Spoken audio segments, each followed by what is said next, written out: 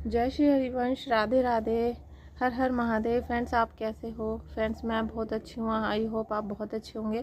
Friends, अगर आप लोगों के मन में भी ये विचार उत्पन्न हो रहा है कि आपको एकांतिक वार्तालाप में जाना चाहिए और गुरुदेव के दर्शन करके उनसे अपने मन की बात या मन का क्वेश्चन करना चाहिए, तो फिर अभी मैं आपसे बोलूँगी कि कुछ दिन के लिए आपको ठहरना पड़ेगा, क्योंकि दोस्तों अभी ना टिकट नहीं मिल रहे हैं। मतलब एकांतिक वार्तालाप के टोकन नहीं मिल पा रहे हैं। मैं वहाँ पर 2 बार जा चुकी हूँ और दोनों बार ही मुझे वापस आना पड़ गया। और मुझे लग रहा है कि अभी आने वाले कुछ महीनों तक एकांतिक वार्तालाप के टोकन नहीं मिल पाएंगे।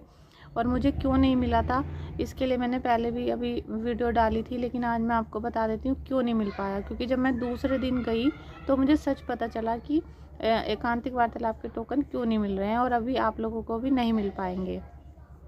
और जो कारण था वो परम पूज्य गुरुदेव प्रेमानंद जी महाराज के जो वहाँ शिष्य हैं, जो सारा मैटर को संभालते हैं, सारा मतलब सारा जो मैनेजमेंट को संभालते हैं, उन्होंने जो रीज़न दिया है वो मैं आज आपको बताने वाली हूँ।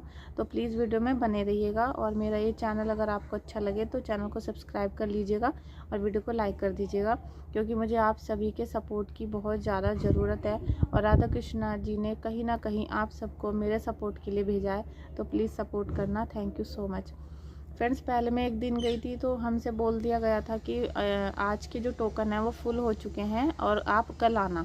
फिर मैं वहाँ पर रात को रुक गई थी, मुझे मेरठ से जाना होता है, इसलिए मैंने सोचा कि मैं रुक जाती हूँ। वैसे भी रुकना था 2-3 दिन। तो फिर हम नेक्स्ट डे सुबह को 6 बजे ही पहुँच गए थे एकांतिक वार्तालाप के टोकन की लाइन में लगने के लिए।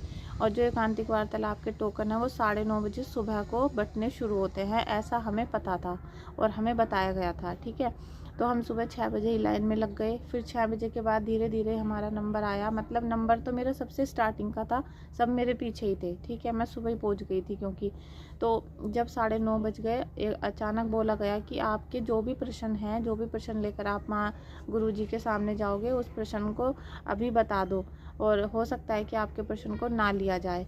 तो सभी से ये बोला जा रहा था कि सभी के अगर प्रश्न अध्यात्म से जुड़े हुए होंगे, भगवत चर्चा से जुड़े हुए होंगे, तो ही प्रश्न आपका लिया जाएगा। अगर मतलब गुरुदेव के जो शिष्य हैं उनको आपका प्रश्न अच्छा नहीं लगा तो आपको नहीं बुलाया जाएगा और आपको वापस भेज दिया जाएगा। तो मेरा जो प्रश्न था वो ये था कि मैं आपको प्रश्न भी अगली मतलब नेक्स्ट बताऊंगी, आप बताना कि ये अध्यात्म से जुड़ा हुआ प्रश्न है या नहीं, या मेरा जो प्रश्न था वो इम्पोर्टेंट था या नहीं था एक माँ के लिए, या फिर आप जो एकांतिक वार्तालाप की वीडियोस देखते हो उसमें जो प्रश्न किए जाते हैं वो आपको ज़्यादा ज़रूरी लगता है या मेरा जो क्वेश्चन था वो ज़्यादा ज़रूरी था। लेकिन मुझे टिकट नहीं मिल पाया। उन्होंने मेरे क्वेश्चन को मना कर दिया कि आपका जो क्वेश्चन है ये तो सभी लोगों के साथ होता है ऐसा, तो और ये तो हर घर की कहानी है और आपको अध्यात्म का ये क्वेश्चन नहीं है और आपको अंदर नहीं जाने दिया जाएगा। आप दोबारा कभी आना और आप 2-3 साल तक सत्संग सुनो, ये करो वो करो, ऐसे बोल दिया उन्होंने। तो मैं पहले तो 2 दिन तक रोती रही, बहुत रोई। मेरठ वापस चले गए हम। फिर मुझे अपने घर जाने के बाद ये महसूस हुआ कि जब तक राधा कृष्णा की असीम कृपा आपके ऊपर नहीं होगी तब तक आपको परम पूज्य गुरुदेव के दर्शन नहीं हो पाएंगे शायद। और इसीलिए अभी मेरी भक्ति में कमी है, अपनी सच्चाई में कमी है, या फिर अभी मेरा परम पूज्य गुरुदेव से मिलने का समय नहीं आ पाया है, इसलिए मुझे टिकट नहीं मिला। वरना क्वेश्चन तो ऐसे ऐसे क्वेश्चन हो रहे हैं जिसमें कि कुछ मतलब तुक भी नहीं है कि एक गुरुदेव से आप कोई क्वेश्चन कर रहे हो कि मेरी गर्लफ्रेंड ने मुझे छोड़ दिया है, गुरुदेव मैं क्या करूं। एक लड़की का प्रश्न था, आपने वीडियो में देखा होगा कि गुरुदेव मुझे ड्रग्स की बहुत आदत है, मैं बहुत पीती हूँ, तो अब मैं क्या करूँ, मैं छोड़ना चाह रही हूँ, ये क्वेश्चन था। बहुत क्वेश्चन आते हैं कि मेरी शादी हो चुकी है, अब मेरा पति के लिए क्या फ़र्ज़ है। ऐसे ऐसे क्वेश्चन एकांतिक वार्तालाप की वीडियोज़ में आपने देखे होंगे जिनका न सिर है न पैर है। और जो मेरा क्वेश्चन था मैं अभी बता रही हूँ आपको, आप मुझे मैसेज करके कमेंट बॉक्स में बताना कि क्या मेरा जो क्वेश्चन था आपको ज़रूरी लग रहा था या नहीं, या अध्यात्म से जुड़ा हुआ था या नहीं था। बस मैं आप लोगों से इतना ही चाहती हूँ। तो फ्रेंड्स, मुझे लग गया था कि अब हमें कई महीनों तक भी शायद ये एकांतिक का नहीं मिल पाएगा। बस मैंने वहाँ उनके शिष्यों से ये बोला कि अगर आपको टिकट नहीं बांटने हैं तो फिर आप लाइन में क्यों लगवा रहे हो, क्योंकि बहुत दूर दूर से लोग आए हुए हैं और किसी को भी एक भी एकांतिक वार्तालाप का मेरे सामने एक भी टिकट नहीं मिला। मैं जब वापस आई थी, जब सब लोग जा चुके थे, मैं एंड तक वहाँ बैठी रही कि क्या पता मेरा नंबर आ जाए, लेकिन किसी को भी नहीं टिकट दिया। सबके क्वेश्चन को यही बोला जा रहा था कि आपका जो क्वेश्चन है वो ज़रूरी नहीं है, अध्यात्म से जुड़ा हुआ नहीं है, और आप कभी फिर ट्राई करना। ज़्यादातर लोग रो रहे थे, मैं भी बहुत रोई थी। मतलब मैं तो बहुत इतना रोई थी, क्योंकि मैं जो वहाँ गई थी उधार पैसे लेके, बड़ी मुश्किल से अपने बच्चों को बीमारी में छोड़कर, और उसको रास्ते में दौरे पड़ जाते हैं, मतलब बहुत दिक्कतों का सामना करना पड़ता है।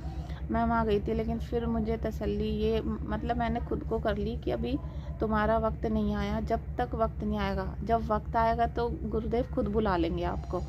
तो अब जो मेरा क्वेश्चन था फ्रेंड्स, वो आपको मैं बताना चाहती हूँ। मेरा ये क्वेश्चन था कि मेरे ना पति हैं, ना मेरी नौकरी है, ना ही मेरा अपना घर है खुद का, मैं किराए के घर में रहती हूँ। ये मैं क्वेश्चन कागज़ पे लिख कर लेकर गई थी। और मेरे 4 बच्चे हैं, जिसमें कि एक जो बड़ा बच्चा है वो मानसिक रूप से बीमार है। उसका 3 साल से बहुत ज़्यादा इलाज चल रहा है, जिसे कराने में मैं काफ़ी असमर्थ हूँ। लेकिन मैं फिर भी सुबह शाम दोपहर नाम जाप करती हूँ, और पूरे दिन तन मन धन से मैं राधा कृष्णा का जाप करती हूँ, जिनकी वजह से ही मैं आज शायद जिंदा हूँ, मेरे बच्चे ठीक हैं।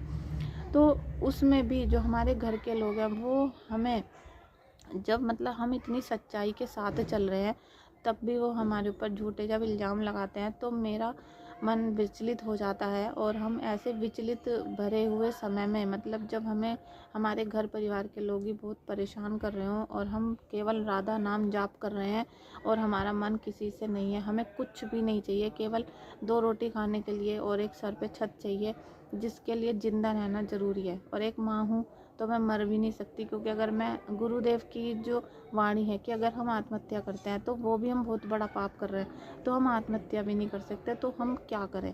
तो मैं कैसे अध्यात्म के रास्ते पर जुड़ी रहूं, जिससे कि मुझे अपने जो ये लोग मुझे परेशान कर रहे हैं ये भी दूर हो जाएं, ये मेरी ज़िंदगी से हट जाए, और मैं अपने बच्चों के लिए कुछ कर सकूं, और मैं अध्यात्म के रास्ते पर जुड़ी रहूं। ये मेरा क्वेश्चन था। तो उन्होंने मुझसे बोला कि ये जो आपकी परेशानी है ना, ये सबकी हर घर की परेशानी है। तो दोस्तों, आप मुझे क्वेश्चन का आंसर कमेंट बॉक्स में बताना कि क्या ये जो मेरी परेशानी है ये सबके घर की परेशानी है, या फिर किसी किसी की ही आपने ये परेशानी देखी है। और मुझे लगता है अगर एक आदमी के सिर पे भी ये परेशानी आ गई जो मेरी है, तो वो आसानी से जी नहीं पाएगा, वो आसानी से नहीं रह पाएगा। जो मुझे तकलीफ़ है, दुख है, तो वो मैं इतना मतलब हाँ रो रो कर मैंने बहुत आंसू बहाए, लेकिन मेरा नंबर नहीं आया। और मुझे बस गुरुदेव मुझे खुद दर्शन सपने में दे देते हैं, मेरे लिए वही बहुत है। आशा करती हूँ आपको इस वीडियो को देखकर कुछ मेरी जो क्वेश्चन है उनके बारे में कुछ समझ में आया होगा। आप अपनी राय मुझे ज़रूर देना कि आप क्या सोचते हो इस सारी बातों से। धन्यवाद।